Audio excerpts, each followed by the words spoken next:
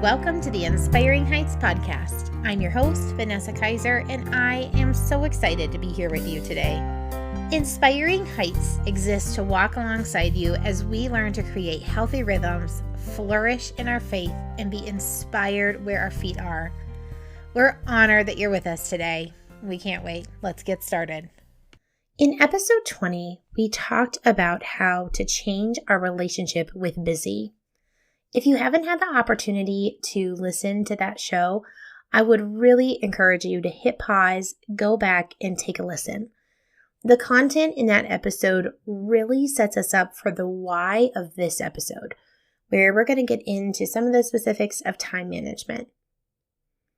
Have you ever met someone who seems to kind of have it together a little bit? Like their house is welcoming, even if it isn't spotless. They aren't frantically flying through the door 3 minutes late to every single thing. And they have this noticeable calmness about them. Those kind of people can be really inspiring, especially when we find ourselves in seasons where if we're less than 10 minutes late and remember to brush our hair before we got there, we consider that to be a good day. Over the summer, I read this book called The Ruthless Elimination of Hurry by John Mark Comer. And just for the sake of full disclosure, there were some incredibly helpful insights in that book, and there were other concepts that I just didn't really align with. But the biggest question the book left me wrestling with was, why am I in such a hurry? And as I got deeper into the book and really started to think about things, I really began to notice how often I was hurrying. Even if I wasn't quickly moving my body, I for sure felt the hurry on the inside. And sometimes it was over things that seemed worthy of our hustle, like getting to work by 8 a.m. or trying to be on time for church. And I'm going to come back to those things and unpack them in a bit because I have words about that too. But perhaps one of the things that has really, really struck me is that I hurry through tasks to either get to the next thing or so that I can rest. Like I was folding laundry the other day, which is not one of my favorite things to do. And I was grumpy, which generally happens when I have to fold clothes. And for just the briefest moment, I paused and thought, why am I in such a hurry to get this done? So I can go watch TV or scroll on Instagram? And what would happen if I decided to approach those tasks I don't like as much, like laundry or cleaning the bathroom, with a totally different mentality, like praising God for having clothes and the modern convenience of a washer and dryer. Thinking about the task as a reset instead of I have to do this again. Enjoying the moment instead of anticipating the next one. Listen, I'm not talking about fake happiness in the mundane tasks here. I am truly talking about a genuine mindset shift.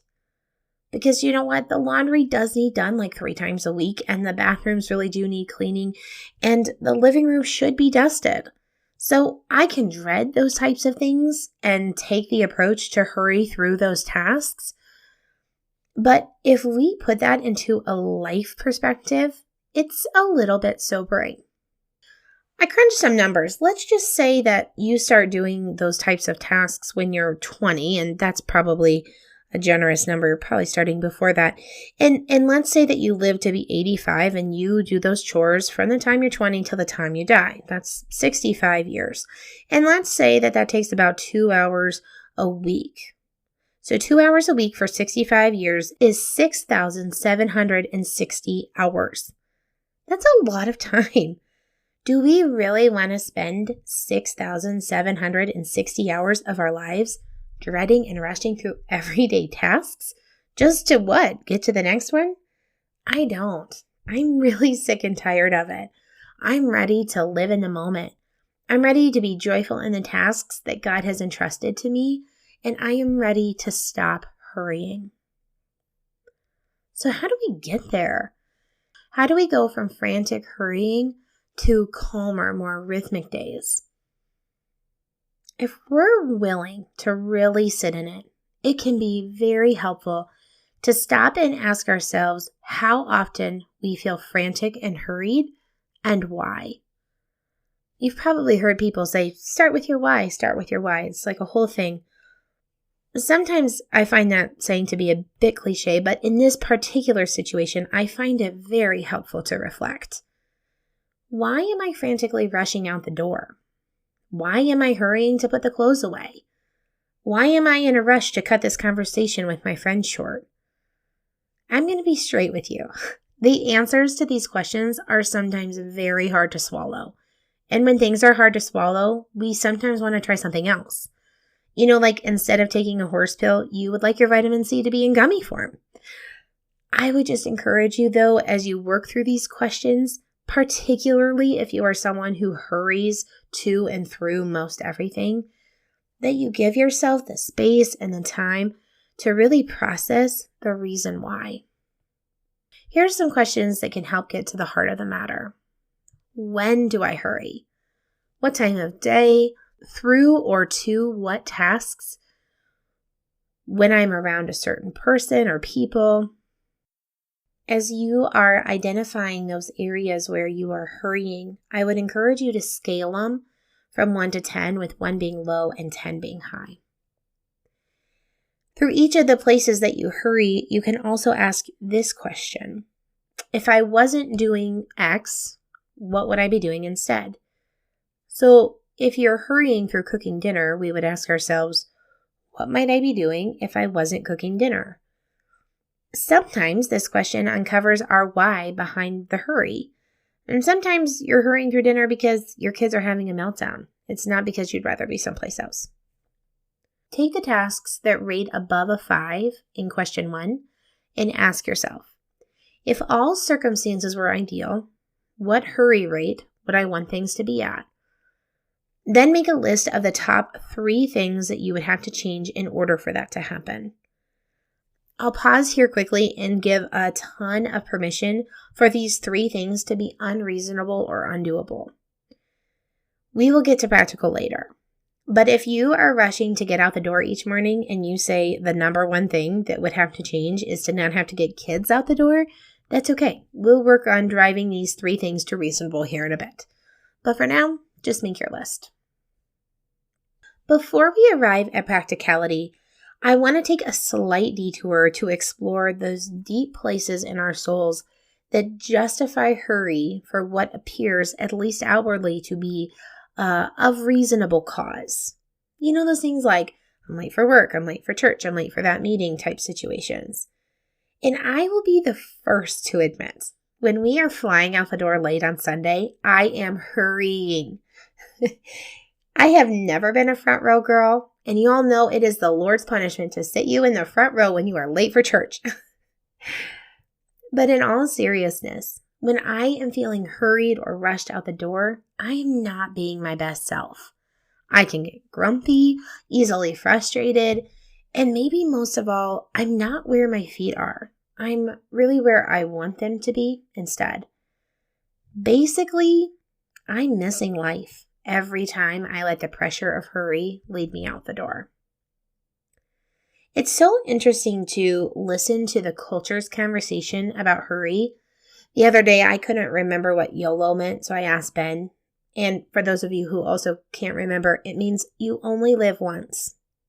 You only live once.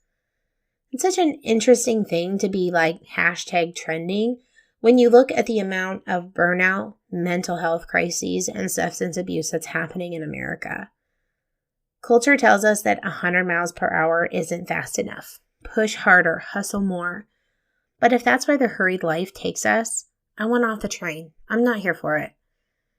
1 Thessalonians 4:11a says, and aspire to live quietly and mind your own affairs. When I think of a quiet life, I do not picture what's going on in my body and my heart and my brain when I am rushing out the door 5 minutes late for work. And I want a quiet life. I'm craving it, and I don't think I'm alone in that. So how do we get there? Understanding our why helps us pivot on our how. Sometimes if our why is very practical, like the kids are melting down because dinner isn't ready, or company will be here in 30 minutes, and I for sure am not going to have supper on the table for at least 65 more minutes, then it warrants a practical response. And other times, our why is a heart issue. It requires a heart and mindset shift. So let's talk about our heart and mindset shift first. These are for the situations where we are generally somewhat subconsciously hurrying through things that we legit don't need to be. Like we're rushing through a coffee date with a friend just so that we can get home for no real apparent reason. Or we're cruising through making Christmas cookies because we want to get on to wrapping presents, though making Christmas cookies is one of our favorite things. So here's some tips for pivoting. Make a conscious effort to notice when you are feeling hurried or rushed. We can feel it in our bodies if we pay attention.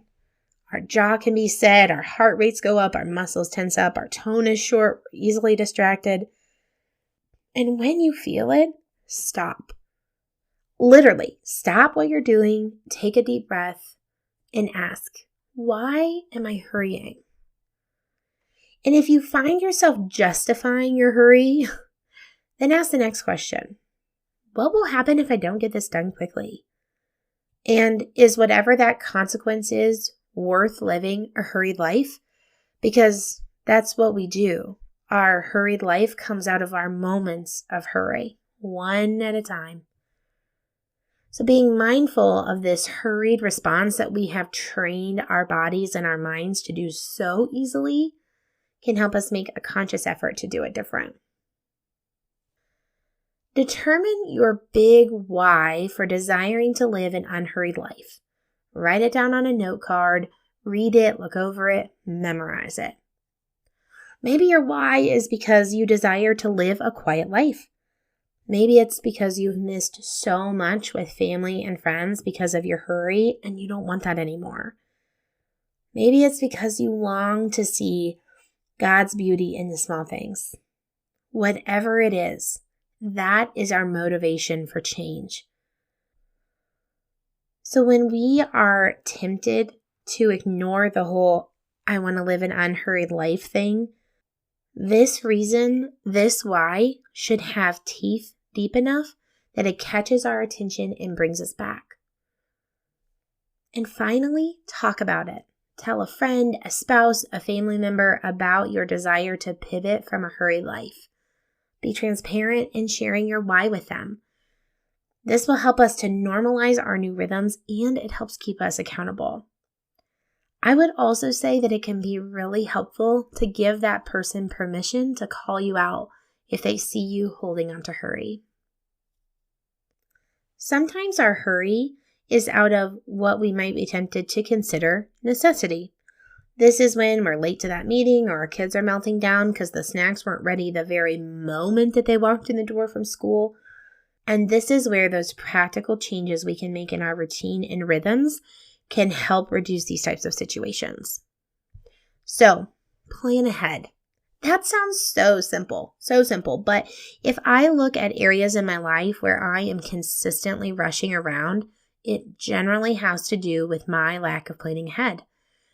This summer, I was really struggling to get out the door in the mornings without an abundance of frantic rushing. And I literally hated how I felt by the time I got into the car. I was wound up and stressed out at 7:40 a.m. and that is not a good way to start the day. No, thank you. So I looked at the pain points and I made some rhythmic changes that have served me incredibly well. On Saturday nights, I lay out all my clothes for Monday through Friday. This reduces decisions in the morning and it gives me back a few minutes of time. I also eat the same thing for lunch every day during the week, and it can be made on Saturday night. So my lunches are ready to grab and put in my lunchbox each morning. Those little things have been so helpful in getting me out the door on time. My mornings are more rhythmic and enjoyable as I really, really wanted them to be. So start with just that one thing that you really want to bring some slow downness to. I don't think that's a word, but I'm going to call it a word. That slow downness to. What is a thing or two that you can do ahead of time that might set you up for success? Be willing to pivot if it doesn't work, but I think you will find that even just the slightest change of routine can help bring some calmness to the hurry. 2, check the schedule. This is more of like planning ahead 2.0. Is the week ahead fuller than normal? Decide now how you might pivot to make those critical moments of the day easier. Dinner time, bedtime, morning time, whatever it is for you. Should this be a frozen pizza, salads, and breakfast for dinner kind of week? Maybe we need to give ourselves 10 extra minutes in the morning to look over our planner before diving into the day. Or perhaps we need to call mom and ask if she would come hang out with the kids for a couple of days so that they won't be deprived of attention and you have the time and space you need to get things done. Sometimes I think we can neglect to do this step, this checking the schedule, because we feel bad or guilty. Like we don't normally eat convenience food or call mom to watch the kids.